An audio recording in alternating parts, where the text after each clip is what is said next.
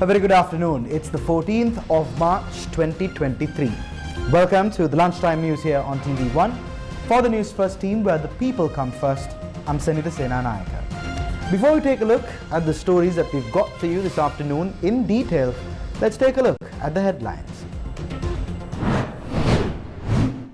Doctors from 5 provinces strike against tax policy.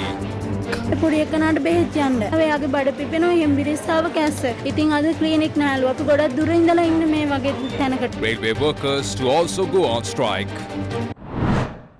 Postal services declared as essential services. Postal workers say strike will go ahead. මොනතරම් ගැටලුකාරී මොනතරම් බාධාකාරී තීන්දුව තීරණ රජය පැත්තෙන් අපිට දැම්මත් අපි ස්ථිර වශයෙන්ම අද දින රාත්‍රී 12 සිට හෙට දින රාත්‍රී 12 දක්වා එක් දින වැඩ වර්ජනයකටත් යොමු වෙනවා. Strike action will be taken against those who disrupt essential services, says Minister Bandhu Gunawardena. රටේ පොදු නීතිය කඩකලොත් ඒ සඳහා ගන්න ක්‍රියාමාර්ග මොනවද කියන එක නීතිය කඩකලාට පස්සේ තමයි ඒ සඳහා අවශ්‍ය ක්‍රියාමාර්ග ගනු ලබන්නේ. No funds to print ballot papers, says government printer. Election Commission reaffirms that no notification was made concerning issues in the printing process. President appoints committee to look into allowing clinical training for private university students.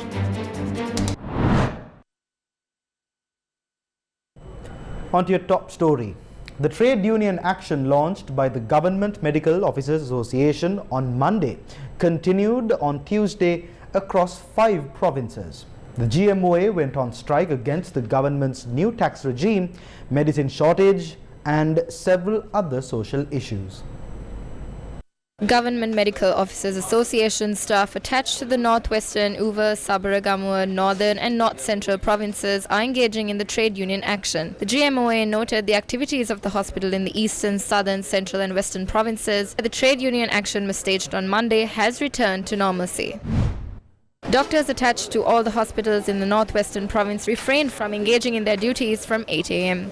According to Newsfirst correspondents, clinical services at the Kurunegala Teaching Hospital were not available.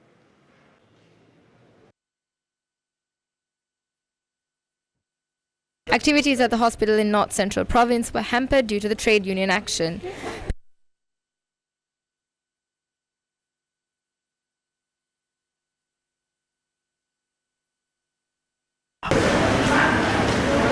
Patients who visited the hospitals in the Anuradhapura and Polonnaruwa districts were turned back due to the strike.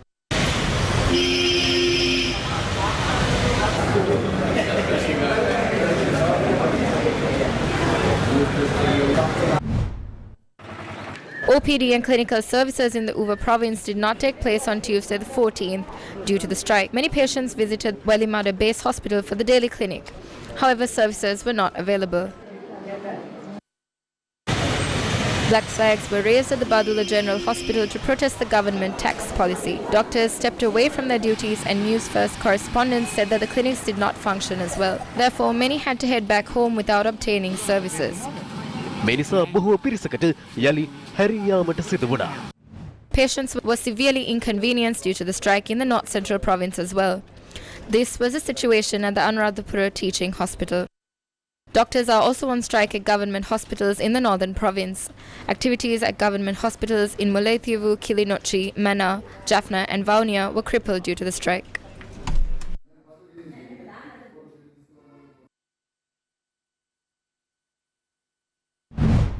The All Ceylon Nurses Union said it would support Wednesday's strike action. We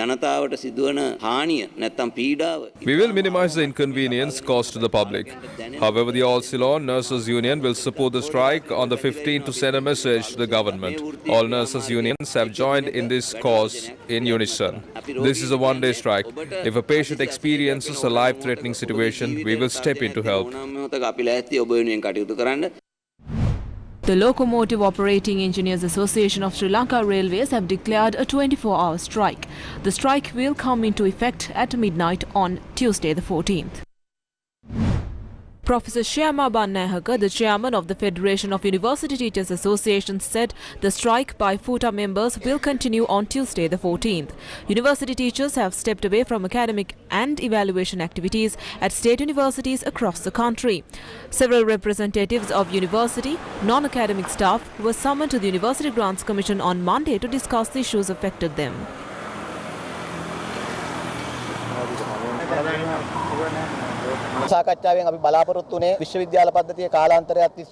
We have been experiencing these issues for a long period.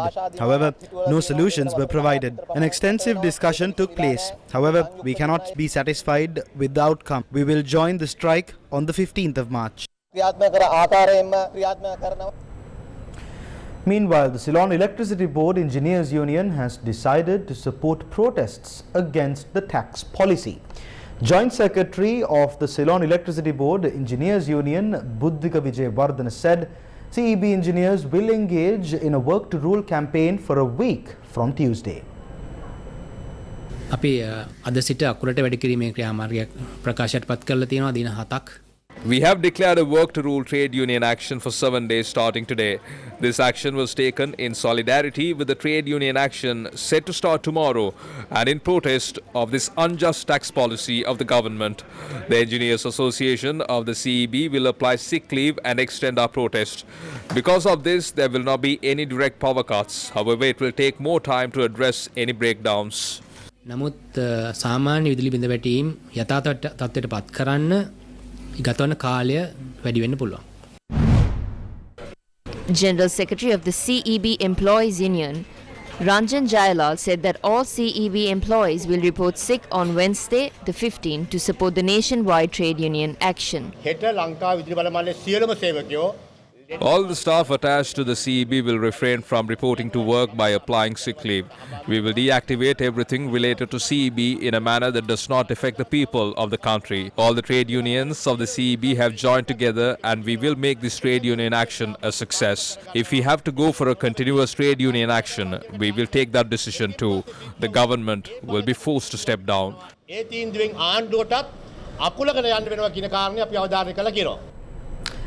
Trade unions attached to the government printer have announced their support for Wednesday's strike action.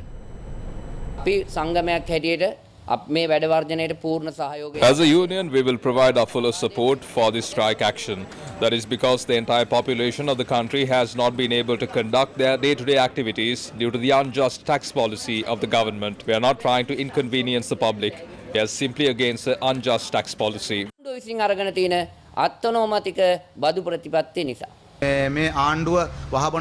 government has pushed the state workers to a level where they have to consume poison. All trade unions have discussed and decided to support the strike. Meanwhile, Sri Lanka's postal service was declared an essential service through a special gazette notification issued by the President. The proclamation was made under the Essential Public Services Act No. 61 of 1979. The order was made considering it necessary that the services provided by the public corporation or government department or local authority or cooperative society or any branch thereof being a department of corporation or local authority or cooperative society which is engaged in provision of the postal service is essential to the life of the community. The United Postal Services Trade Union Front said it would engage in a trade union action as planned. It added that workers at the Central Mail Exchange will step away from duties from 4 p.m. on Tuesday the 14th. Operations at the Central Mail Exchange will not take place from this evening and throughout tomorrow. All postal workers will not report to work from midnight. This is a 24-hour strike. Post offices will not function for the entire day. Postal workers decided to protest during the lunch hour. We have no option but to strike because of the government's conduct. The cost of every single thing is rising. We await a positive response from the government. We will continue with the strike irrespective of the challenges we face. Journalists questioned the cabinet spokesperson on the island-wide trade union action planned for tomorrow. ගිය සුමානෙත් ඔබතුමාට මතක ඇති මුළු රටම නතර වෙනවා, පාසල් නතර වෙනවා, රෝහල් නතර වෙනවා, බස් නතර වෙනවා, දුම්රිය නතර වෙනවා, අකණ්ඩව සතියක් කරනවා කියලා මේ මාර්තු මාසේ පටන්. Trade unions launched a trade union action last week stating that all activities in the country will be crippled, including education, transportation and health services during 1 week.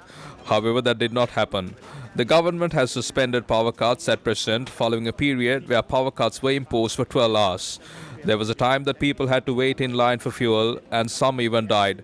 The situation is not the same today. There was a situation where people had to walk in search of cooking gas. The president has undertaken a challenge and is gradually solving the issues we have.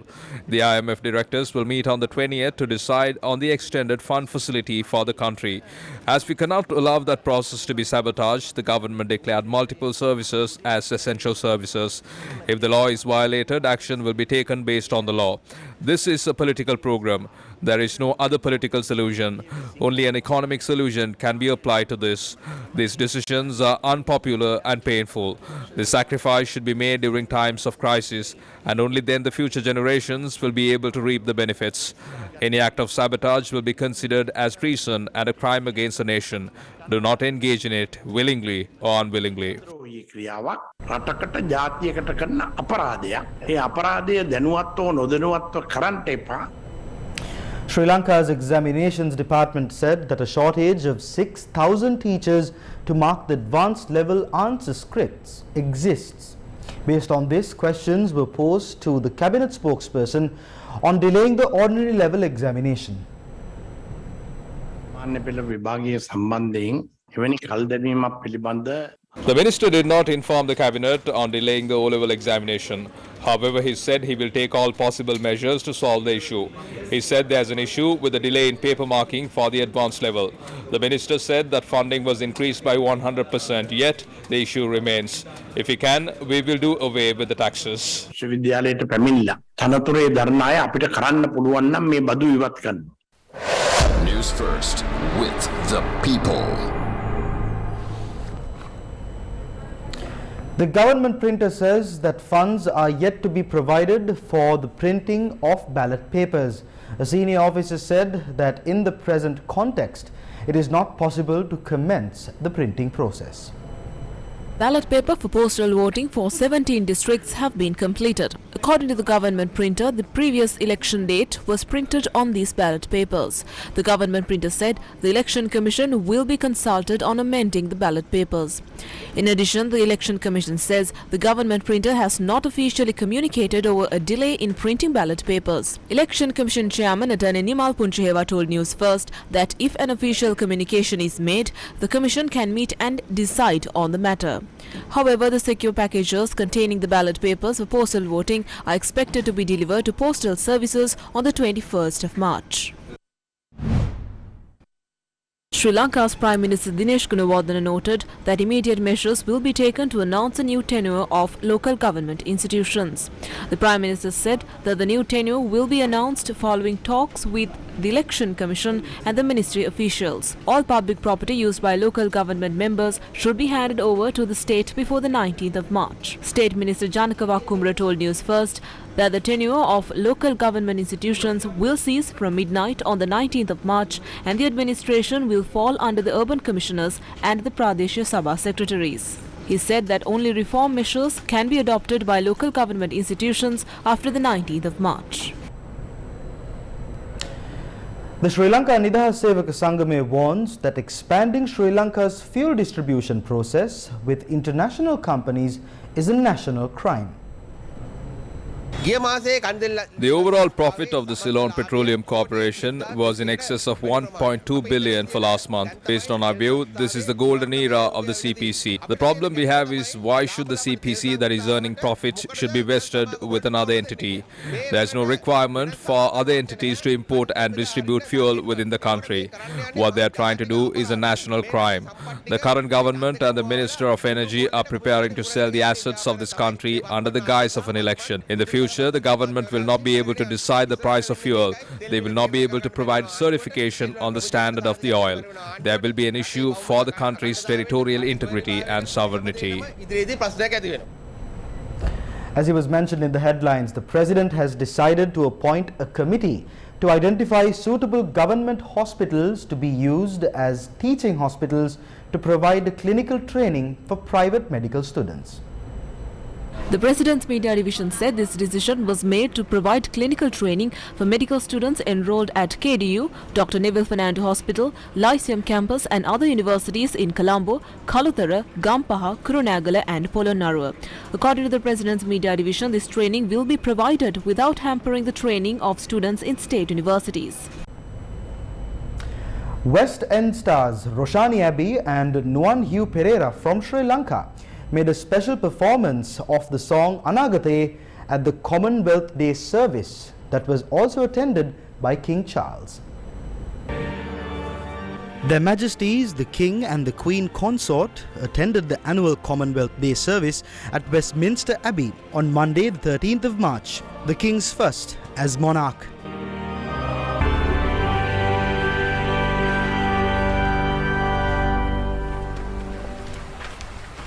Commonwealth Day was an occasion of particular pride for my beloved mother, the late Queen, a treasured opportunity to celebrate our Commonwealth family, to whose service she dedicated her long and remarkable life.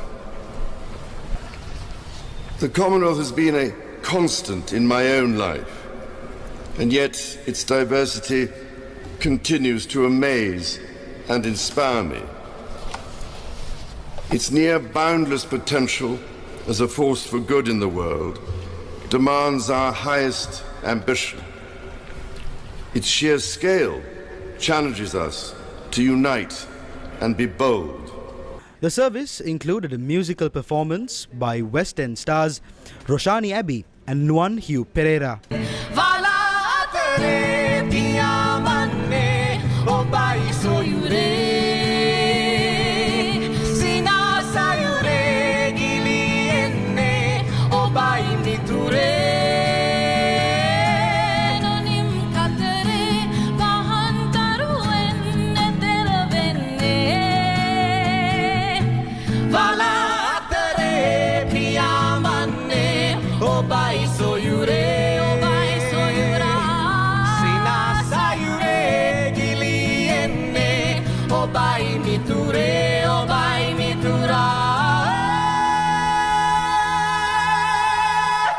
Prayers were led by the Reverend Robert Latham, minor canon and sacrist, and faith leaders Sheikh Ibrahim Mogra, Lord Singh of Wimbledon, Rabbi Charlie Baginski, and the Venerable Bogada Sila Vimalatero offered words of blessings for the Commonwealth. Among the 2,000-strong congregation were High Commissioners, senior political figures from the United Kingdom and the Commonwealth, faith leaders, and some of the home nation's athletes who competed at the Commonwealth Games in Birmingham last year.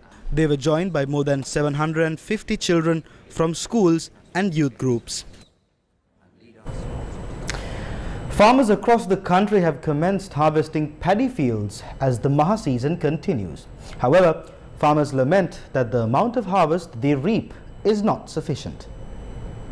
These are farmers of Batukachia, Kantale. On a regular Maha season, these farmers use machinery to reap the harvest from more than 300 acres of paddy fields. However, today they have to reap the harvest by hand as the amount of harvest has dropped significantly. As a result, more than 150 farming families have been adversely affected. Maize farmers in Koleyaya, Mahyanganaya are facing a similar situation. They say their produce has dropped by about 50%. They have identified the substandard fertilizer as the reason for this situation. Nadun Chintaka Vikramaratna, also known as Harakkata, is to be brought to Sri Lanka on Tuesday in handcuffs by the Criminal Investigations Department. Harakkata is a wanted notorious underworld gang leader and a leading drug trafficker. Several Sri Lankan criminals, including Harakkata and Kudusalindu, were recently arrested in Madagascar. Sri Lanka police said that Harakkata and Kudusalindu, whose real name is Salindu Malshaka, will be brought back to Sri Lanka. Sri Lanka police said investigations are underway over the criminal activities of the two suspects.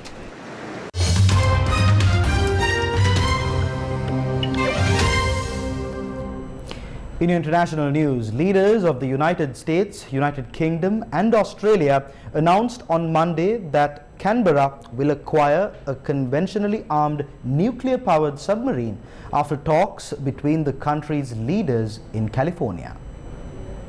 The leaders of the United States, United Kingdom and Australia have announced more details of how Australia will acquire nuclear submarines under a security pact for the Asia-Pacific that was first unveiled 18 months ago. Under the AUKUS agreement, which is aimed at preserving a free and open Indo-Pacific, Australia will also have the option to purchase 2 more of the nuclear submarines after the initial deal, which is slated for the early 2030s. US President Joe Biden, British Prime Minister Rishi Sunak and Australian Prime Minister Anthony Albanese said in a joint statement on Monday as they met in California. While China only received glancing reference on Monday, the security agreement is part of an ongoing effort by the three nations to respond to Beijing's growing military might and increasingly assertive presence in the Asia-Pacific. It includes a commitment to cooperate on building artificial intelligence capabilities, hypersonic weapons, and other advanced technologies. Ukrainian and Russian losses are mounting in fierce battles for Bakhmut. Fierce fighting is raging for control of the center of Bakhmut in eastern Ukraine, Russian and Ukrainian forces say, as both sides claim battlefield successes in the longest-running and bloodiest battle of Moscow's invasion. Ukraine said on Monday that Russia's Wagner mercenary group, which has said it is leading Moscow's charge for the industrial city, was trying to push forward in Bakhmut, which has been the epicenter of fighting for months. Russian forces have captured eastern Bakhmut but so far have failed to encircle it. Foreign military leaders have said the decimated city has little military value, but Ukraine has said its strategy of defending Bakhmut is to degrade Russia's ability to launch a further offensive in the coming months and buy time to ready its attempt to recapture ground.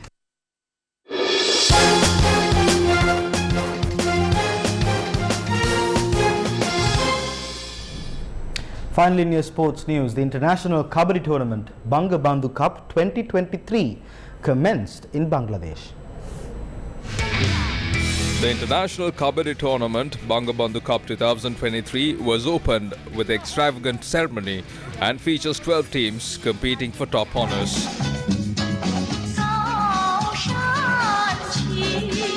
I can't begin to... The International Kabaddi Tournament, the third edition of the Bangabandhu Cup 2023, will culminate on March 20th. Each team has been divided into 2 pools where each will play 1 match against the opposition of the same pools. The top teams of each group will qualify for the semi-finals of the Bangabandhu Kabaddi Cup 2023. Group A features Bangladesh, Iraq, Nepal, England, Argentina and Poland. Group B features Kenya, Sri Lanka, Malaysia, Indonesia, Thailand and Chinese Taipei. Bangladesh kicked off their Bangabandhu Cup International Kabaddi Tournament with a facile 50-22 points victory over Poland at the National Volleyball Stadium in Dhaka on Monday. Sri Lanka, led by Aslam Saja, will take on Thailand in their first game on Tuesday evening. And that brings us to the end of this edition of Lunchtime News here on TV1. For more details on these stories, you can visit our website, that is www.newsfirst.lk. For the News First team, I've been Senita Sena Nayak. Take care and stay safe.